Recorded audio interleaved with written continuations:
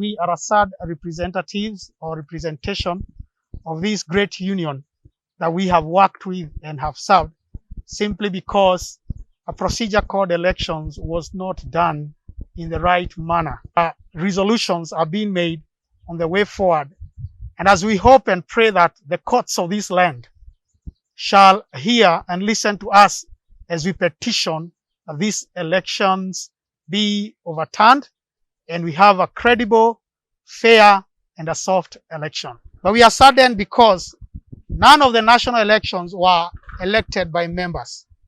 Kenya National Union of Nurses boasts a membership of over 27,000 nurses in the mainstream employment, that is the government employment cycle. None of us elected the national leaders. The branch, the same story goes. And as I have said, there is a case in court. We have represented a case and we shall be demonstrating to the court that none of those procedures were followed as per the petition of September 26, 2020 from the Registrar Trade of Unions. As a union, we have been de-affiliated from a labor affiliation, that is the Cotu. We are now no longer under the affiliate of Cotu. And we are appealing, and we shall be appealing later on, that this be reviewed. However, we want to say that this is an internal issue. The GS is really not allowing the nurses of this land to exercise their democratic rights as enshrined in the constitution of this land and in the labor and labor laws of this land, which govern every union. And I repeat, which govern every union. The KMPDU, for example, will be holding the elections tomorrow. They are doing the elections countrywide via the digital world. Are we lesser beings of a lesser God that we cannot hold an election? And the answer is, ladies and gentlemen, astounding no. We can, we are able, and we are giving ourselves an opportunity to showcase who we are, governed by the ILO organs of this, not only East and Central Africa, but also the international world, that KNUN speak and defend the workers of this land who are the nurses. Then how can it be that she cannot accept to challenge herself and hold credible election? That is only our own plea. And this is an internal issue. We are glad that there is no hand of the government. This is our pure own hands which are messing us and messing her own children. Present, for example, in Kiambu, over 1,200 nurses who have been registered under the union. Now, we shall be making a resolve, and we have made a resolve.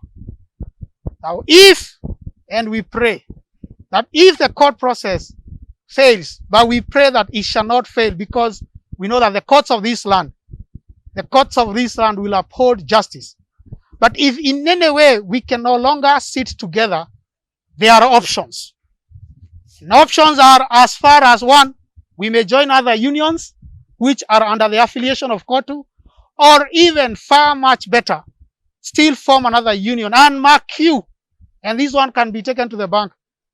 Now when we decide to form another union, our members are waiting for a yes. We are saddened by the Registrar of Trade Unions office who went ahead to register sham elections. We are in court, as my colleague in Kiambu has said, and we believe that justice will be served.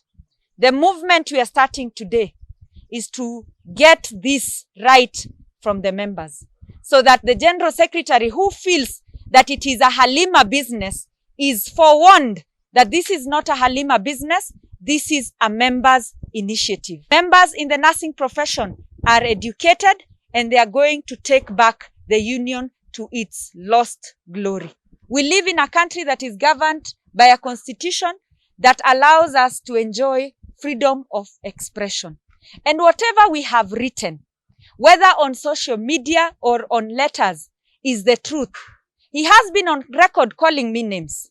So I have also options of taking him to court and suing him. He has called me a terrorist. I'm not a terrorist.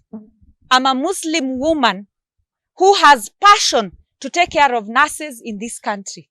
And if he's not able to take care of our issues, then it is the high time he steps aside and leaves the nurses to elect their leaders. What is the biggest issue in him allowing me to contest for his position and then probably nurses elect him? He has to walk around the country and ask for votes from nurses. But locking himself in an office and appointing himself as the general secretary, to us, we call that impunity of the highest order. And nothing is going to stop.